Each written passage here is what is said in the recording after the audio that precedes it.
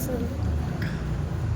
درستی اللہم صلی علی سیدنا شفیعنا محمد وعلی وسلم صلی اللہ علیہ وسلم علیک یا رسول اللہ صلی اللہ علیہ وسلم۔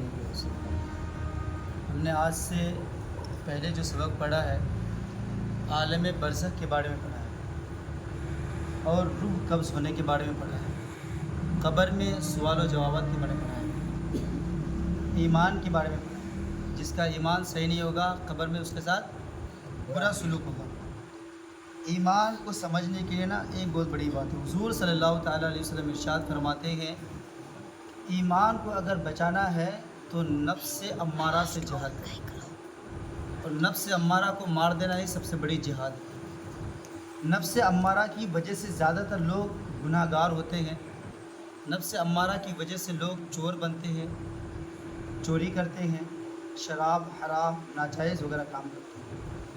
اب مثال کے طور پر کوئی کماتا نہیں ہے، ٹھیک ہے، اب اس کو کچھ کھانے پینے کی عادت لگ گئی، جب تک اس کے پاس پیسہ رہے گا تب تک وہ انتظام پورا کرے گا، لیکن جیسے ہی اس کے ہاتھ سے پیسہ ختم ہو جائے گا، پھر ماں باپ جب بار بار دینا بند کرے گا تو اس انسان کی سوچ میں تبدیل آ جاتی ہے۔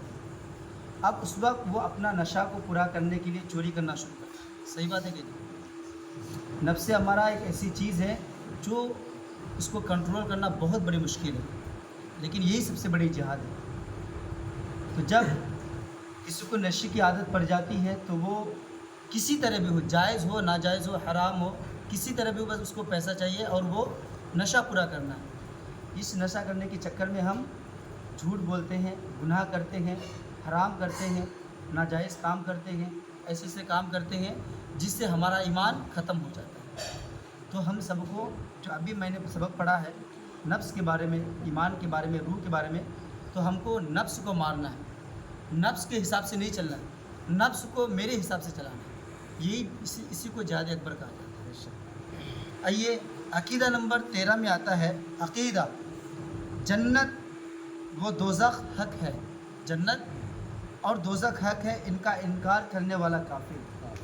جنت اور دوزخ کو جو نہ مانے تو وہ کافر ہے۔ کافر اس کو کہا جاتا ہے جو ایمان سے خارج ہو جاتا ہے، ایمان سے نکل جاتا ہے۔ عقیدہ نمبر 14 جنت و دوزخ کو بنے ہوئے ہزار سال ہوئے اور وہ اب موجود ہیں، یہ نہیں کہ اس وقت تک مخلوق نہ ہوئے قیامت کی دین بنائی جائیں گی، ایسا نہیں۔ عقیدہ نمبر 15 قیامت و حشر و حساب و ثواب و عذاب و جنت و دوزخ سب کی وہی معنی ہے جو مسلمانوں میں مشہور ہیں۔ جو شخص ان چیزوں کو تو حق کہے مگر ان کے نئے معنی گھڑے، مثلا ثواب کے معنی اپنے حسنات کو دیکھ کر خوش ہونا اور عذاب اپنے برے اعمال کو دیکھ کر غمگین ہونا، یا حشر فقط روحوں کا ہونا، وہ حقیقتاً ان چیزوں کا منکر ہے اور ایسا شخص کافر ہے۔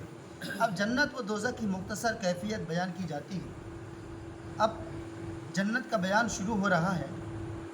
جنت ایک مکان ہے کہ اللہ تعالیٰ نے ایمان والوں کے لیے بنایا ہے۔ جنت کس کے لیے بنایا ہے؟ ایمان والوں کے لیے۔ اور ایمان کو اگر برقرار رکھنا ہے تو نفس امارہ کو ماننا، یعنی نفس کے حساب سے نہیں چلنا ہے، نفس کو میرے حساب سے چلانا ہے، نفس کو سنت اور فرائض کے حساب سے چلانا ہے، پھر آپ ایمان والے رہیں گے۔ اس میں وہ نعمتیں مہیا کی ہے کہ جن کو نہ آنکھوں نے دیکھا، نہ کانوں نے سنا، نہ کسی آدمی کے دل پر ان کا خطرہ گزرا۔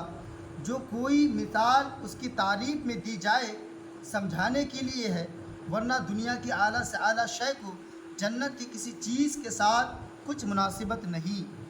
وہاں کی کوئی عورت اگر زمین کی طرف جھانکے تو زمین سے آسمان تک روشن ہو جائے، سبحان اللہ، اور خوشبو سے بھر جائے، اور چاند سورج کی روشنی جاتی رہے، اور اس کا دوپٹہ دنیا و ما فیہا سے بہتر ہے۔ اور ایک روایت میں یوں ہے کہ اگر حور اپنی ہتھیلی زمین و آسمان کے درمیان نکالے تو اس کے حسن کی وجہ سے خلائق فتنہ میں پڑ جائیں گے، اور اگر اپنا دوپٹہ ظاہر کرے تو اس کی خوبصورتی کے آگے آفتاب ایسا ہو جائے جیسے آفتاب کے سامنے چراغ۔ آفتاب کا معنی ہوتا ہے سورج۔ اب اتنی خوبصورت ہے جنت کی جو حور ہوتی ہے، اتنی خوبصورت ہوتی ہے کتاب سے کیا فرما رہے ہیں کہ اگر سورج کے سامنے اس حور کو رکھا جائے تو سورج بھی اس حور کے سامنے پھیکی پڑ جائے گی، اور اگر جنت کی کوئی ناخن بھر چیز دینے میں ظاہر ہو تو تمام آسمان و زمین اس سے آراستہ ہو جائے، اور اگر جتنی اور جنتی کا کنگن ظاہر ہو تو آفتاب کی روشنی مٹا دے، جیسے آفتاب ستاروں کی روشنی مٹا دیتا ہے۔ جنت کی اتنی جگہ جس میں کوڑا رکھ سکے دنیا و ما فیہا سے بہتر ہے۔ جنت ایسی چیز ہے جو ہم اس کو فیل نہیں کر سکتے، اس کو ہم ظاہر کر کے بتا نہیں سکتے کہ جنت کتنی خوبصورت ہے، ٹھیک ہے۔ اس لیے بتایا کہ جنت کو آپ کانوں سے سنے ہوں گے کہ جنت ایسا ہے، جنت میں باغ و بہار ہے، آرام ہے، لیکن جنت اتنی خوبصورت ہے اور اتنے عیش و آرام کی جگہ ہے جہاں کے بارے میں، جنت کے بارے میں ہم سے ایکسپلین کرنا پاسبل نہیں۔ جنت کتنی وسیع ہے، وسیع کا معنی ہوتا ہے کشادہ، پھیلا ہوا۔ اس کو اللہ و رسول عز و جل صلی اللہ تعالیٰ علیہ وسلم ہی جانے۔ اجمالی بیان یہ ہے کہ اس میں 100 درجے ہیں۔ کتنے درجے ہیں؟ 100 درجے ہیں۔ ہر 2 درجوں میں وہ مسافت ہے جو آسمان و زمین کے درمیان ہے۔ رہایا کی خود اس درجہ کی کیا مسافت ہے، اس کے متعلق کوئی روایت خیال میں نہیں، البتہ ایک حدیث ترمذی کی ہے کہ اگر تمام عالم ایک درجہ میں جمع ہو تو سب کے لیے وسیع ہے۔ جنت میں ایک درخت ہے جس کے سایہ میں 100 برس تک تیز